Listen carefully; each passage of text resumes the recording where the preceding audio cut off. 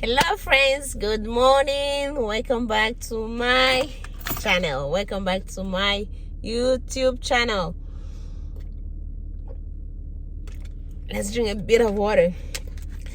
So if it's your first time seeing me, my name is Miriam Ange, and I come here at least once a week, twice a week, to share my life with you, to share a video and or see how we can grow this our little community. So guys, as you know, lastly I've been talking about my voice is so cranky.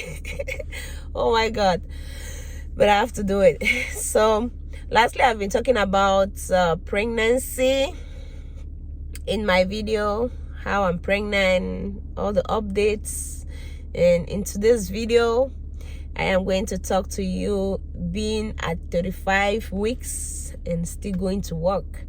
Like, pregnancy is not a sickness. If you feel strong, do your activities normally like there is nothing happening. So today I am working in the community. I'm a community support worker, CSW, and I have one of my clients that I'm going to meet right now, and you know, I'll be telling you the stories as we go. Let me put on my sunglasses. Sunny. All right. So a day in my life, pregnant at 35 weeks, being in the community. How is it? How does it feel? I had cough. Oh my god, I still feel like my voice is really still crying. Okay,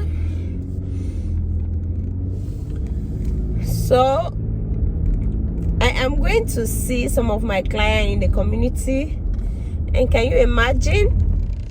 So family, can you imagine this client I'm going to meet is one of my clients that was gone for a year, for almost a year.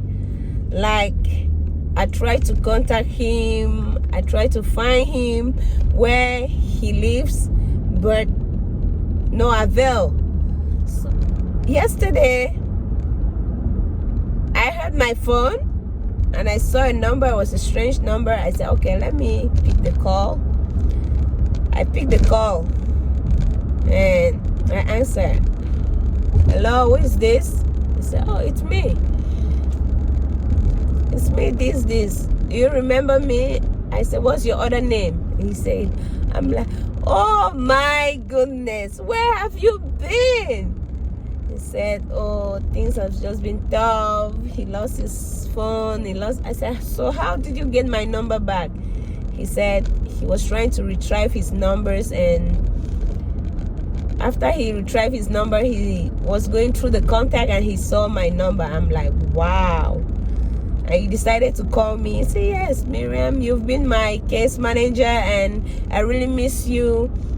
You know, I want us to start things back, and I want to start my mental health again. You know, things been tough, things been rough, and I want to get back on track. And I'm like, okay. Yes, nice talking to you, and I will be excited seeing you again. So, but right now I don't work with that company anymore. I work with a new company. So it's left to you. If you want me to continue being your case manager, then we need to meet up and call DBH and link you to my new company. He said, yes, of course, Miss Miriam, I want to continue working with you. I don't want to have a new case manager, because what happened is, if you're working with CSA and you leave that company, if your clients don't want to work with, they can assign your client to somebody else. So he said he want to continue working with me, and I was excited, and I said, okay, so let's meet up today and we call DBH and link you up, and you can start receiving services back from my new company. He said, okay. So this is just to say there are some clients, there are some consumers that no matter what, they will never forget about you. Even if they go, after some time, they'll come back. They value us as their case workers. And this is why you have to make everything possible to keep your clients, to make them feel lovable, to make them feel like you are part of their life. I bet I treated this client, the way I want, and I never really care about him. Do you think after a year of separation that I never heard from him, he will be able to call me? Oh no, he won't even care about me. This is not the only client I have that has behaved like this. I've had several clients. I had one, he would just wake up like in a blue moon, just appear. After maybe like 6 months, I've not seen him, and I would just hear my phone, boop, boop, boop, boop. I want to pick the call and say, it's me, you're my case manager. I'm like, oh my goodness. We all know these people, they have mental health issues, and sometimes, they maybe get into trouble, or maybe they're in trouble.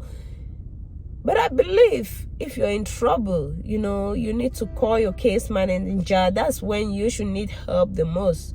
You need to call your case manager and let your case manager know what's going on in your life and what you need help with, But I know sometimes they lost their number and everything. They are not reachable, especially those who are homeless. If you don't have their address, you don't know where they live, and you only meet like in the community, is really difficult. So that's why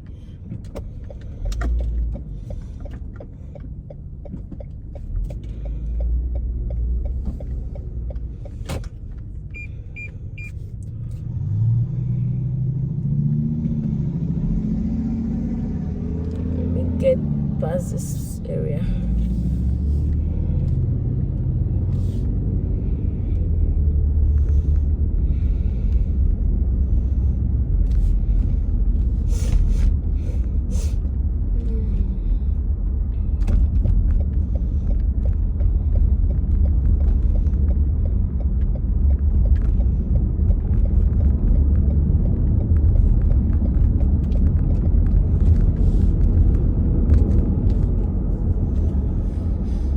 So family, that's the story of today. I was really surprised. We have to do everything possible to keep our client, give them help when they need it. When they're in crisis, we help them, schedule them for their psychiatric therapy, let them talk to someone. I have one of those clients, he will go like for 6 months, 3 months, and come back, and he will say, Miss Miriam, I've been through a lot. I need to talk with the psychiatry. I need to talk with the therapy. You need to be available to help them out. You need to talk to them. You need to make them feel like, they have somebody they can reach to when they are in crisis. So I'm so happy that this client called me back, and I'm going to the community today to help him. I'll link him up. I'll call DBH, link him up. We'll be in the office, and they're going to conduct his intake. After his intake and everything, treatment plan, and I'll schedule him for his psych therapy, sessions, and I'll start working with him with what he needs help with. He told me he's actually homeless. I remember there was a time when I was helping him to try to get him a place. But if you're working with these people, if they are not consistent with you, they go and they come back, go and come back. It's difficult. That's the most challenging part we have in this job. It's difficult because you have to start everything from the beginning again. Yes, you have to start everything from the beginning. You have to know your situation and try to start finding housing for them, And most of the time, I even advise my clients, if you are homeless, DBH Housing or Housing Authority, they recognize someone being homeless when you live in the shelter. I say, sacrifice, go register yourself at the shelter.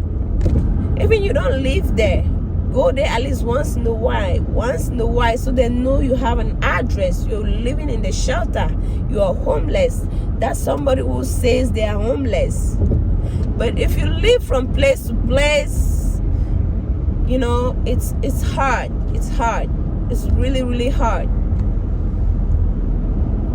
So it's really challenging, this job sometimes. But you know, we are out here to help these people. We are here to support them, because some of them, they've been through a lot, or they go through a lot. Family have abandoned them, and there's just a lot going on in their life. And that is why they come back to us when they need us.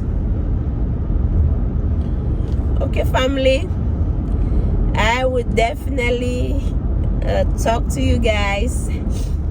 So as your days are approaching, you're becoming anxious, you're feeling, you know, tired before you get up from bed.